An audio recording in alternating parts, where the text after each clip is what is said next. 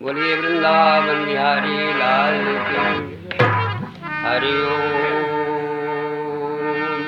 गुरुर्ब्रह्मा गुरुर्विष्णु गुरुर्देवो महेश्वरः। गुरु साक्षात् परम ब्रह्म तस्मै श्री गुरुवे नमः।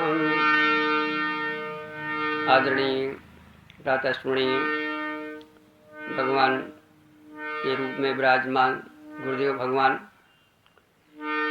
एवं हमारे समस्त उपस्थित भक्तगण, आइए भगवान का दो मिनट नाम लें, शक्ति प्राप्त करें, कुछ भगवत चर्चा में समझाने का प्रयास करें। सीता राम राम राम सीता राम राम राम सीता राम सीता राम सीता राम राम राम।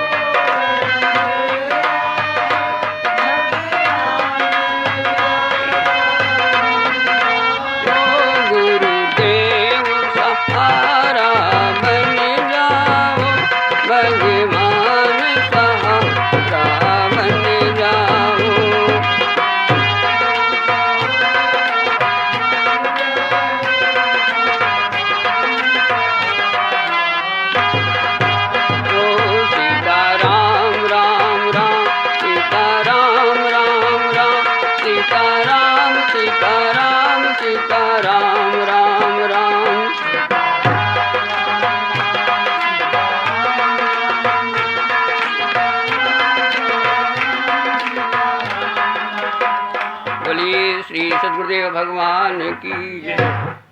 आइए थोड़ा सा एक मानस की चौपाई लेते हैं। गोस्वामी लिखते हैं, यद्यपि मानस एक ऐसा ग्रंथ है जो सभी ग्रंथों का सार है, यद्यपि जो हम चौपाई लेने जा रहे हैं वो अष्टावक्र गीता से लिया गया है। अष्टावक्र जी कहते हैं एक श्लोक में परमात्मा का स्वरूप बताते हुए कहते हैं, परमात्मा का स्वरूप कैसा है। जनक से वार्तालाप हो रही है और महाराज अष्टावक्र बता रहे हैं, एकम सर्वगतम व्योम, जैसे एक आकाश एक घड़े के अंदर और वही आकाश घड़े के बाहर और वही आकाश सर्वस्व ब्रह्मांड में व्याप्त है, उसी प्रकार से एकम सर्वगतम व्योम बहिरंतर था यथा घटे नित्य निरंतर ब्रह्म सर्वभूत गणो यथा। अर्थात उसी तरह से हर प्राणी के अंदर परमात्मा विराजमान है और अंदर ही नहीं सर्वस्त्र विराजमान है। जैसे एक घड़े के अंदर आकाश और घड़े के बाहर आकाश, सर्वस्त्र आकाश ही आकाश है। इसी प्रकार से गोस्वामी जी कहते हैं, राम की परिभाषा क्या है, ध्यान देना। राम ब्रह्मो चिन्मय अविनाशी और सर्वरहित सब उर पुरवासी। सबसे रहित और सब पुर में, सब जीवों के अंदर और सबसे अलग। जैसे आकाश हर घर में, हर घड़े में अंदर और सबसे अलग, किसी भी प्रकार से लिप्त नहीं है आकाश। इसी प्रकार से हमारे आपके अंदर या हर प्राणी के अंदर गोस्वामी जी कहते हैं राम कैसे विराजमान, राम ब्रह्म चिन्मय अविनाशी। अंतर कितना ये है कि वो जो हमारे आपके अंदर परमात्मा विराजमान है, इस मकान के अंदर जो आकाश विराजमान है, इस आकाश में और हमारे आकाश में अंतर कितना है कि ये जो आकाश है ये जड़ है, ये नहीं बता सकता कि यहाँ क्या क्या समान है। और हमारे आपके अंदर जो आकाश है वो कहते हैं चिन्मय, राम ब्रह्म चिन्मय। कैसा है वो? अविनाशी और सर्वरहित, सब उर पुरवासी। कोई ऐसा घड़ा नहीं, कोई ऐसा मकान नहीं, कोई ऐसी जगह नहीं जहाँ आकाश न हो। और दूसरी विशेषता क्या है कि आकाश अविनाशी है। आकाश सबसे अलग है। कितना भी आकाश में रंग फेंको लेकिन आकाश में लगने वाला, कितनी भी आग जलाओ लेकिन आकाश जलने वाला, कितना भी हटाओ लेकिन आकाश हटने वाला। लेकिन बस इसमें फर्क क्या है कि इसमें चेतना नहीं है। और हमारे आपके अंदर जो राम है वो आकाश की तरह है। कैसा? चिदाकाश माकाश वासम भजेयम निराकार ओंकार मूलम तुरीयम गिरा ज्ञान गोतीतमीशम गिरीशम करालम महाकालिकालम कृपालम। कहने का तात्पर्य है गोस्वामी जी कहते हैं कि कैसा है वो राम जिसके हम आप यहाँ पर बैठ करके चिंतन करते हैं, भजन करते हैं, ध्यान करते हैं। उस राम की परिभाषा समझ लो। पहले राम को लेने के पहले थोड़ा सा राम के बारे में जानो कि राम क्या है। राम ब्रह्म है। ब्रह्म का मतलब व्यापक है। राम एक मंदिर में नहीं है, हम जाकर मंदिर में पूजा कर लेते हैं, इतिश्री कर लेते हैं। राम हर घट घट में है। राम की मूर्ति मिलेगी आपको, राम तत्व तो नहीं मिलेगा। राम तत्व तो हमारे आपके अंदर मिलेगा, हर घट में मिलेगा। व्यापक है राम, कोई ऐसा घट नहीं जिसमें वो राम ना हो। कैसा है? राम ब्रह्मो चिन्मय अविनाशी और सर्वरहित सब उरपुरवासी। कहने का तात्पर्य क्या है? कहने का तात्पर्य ये है कि हमें आपको थोड़ा सा देखो, एक बात और बताएं कि यद्यपि ब्रह्म का मतलब होता है व्यापक, आकाश का मतलब है वो व्यापक है, लेकिन हमारे गुरु नानक कहते हैं, कबीर कहते हैं, यद्यपि वो सर्व जगह में है लेकिन ढूंढो कहीं मिलने वाला नहीं। गोस्वामी लिखते हैं कि हरि व्यापको सर्वस्त्र समाना। सब जगह समान रूप से वो स्थिति है, लेकिन ढूंढो तो कहीं मिलने वाला नहीं। कितनी आश्चर्यजनक बात है। यहाँ पर है लेकिन ढूंढो तो मिलने वाला नहीं है। कहाँ मिलेगा? और हमारी यही एक भूल है। यहाँ तक कभी तो कहते हैं नहीं पिंड में नहीं प्राण में, नहीं पिंड में, नहीं ब्रह्मांड आकाश में, और ना मैं पर्वत गुफा में रहता, ना मैं श्वासों की श्वास में। अरे मुँह को कहाँ ढूंढ रे बंदे, मैं तो तेरे पास। और जो हमारे पास में है, हम में है, हम यहाँ नहीं ढूंढते और हम जाते हैं मंदिर में ढूंढने। हम जाते हैं ना तीर्थ में, ना मूरत में, ना एकांत निवास में, और ना मंदिर में, ना मस्जिद में, ना काबा कैलाश में, और ना मैं क्रिया कर्म में रहता, ना मैं योग संन्यास में। अरे मुँह को कहाँ ढूंढ रे बंदे, मैं तो तेरे पास में। कहे कबीर सुनो भाई साधो, अरे खोज हो ये तुरंत मिल जाऊं, एक पल की तलाश में।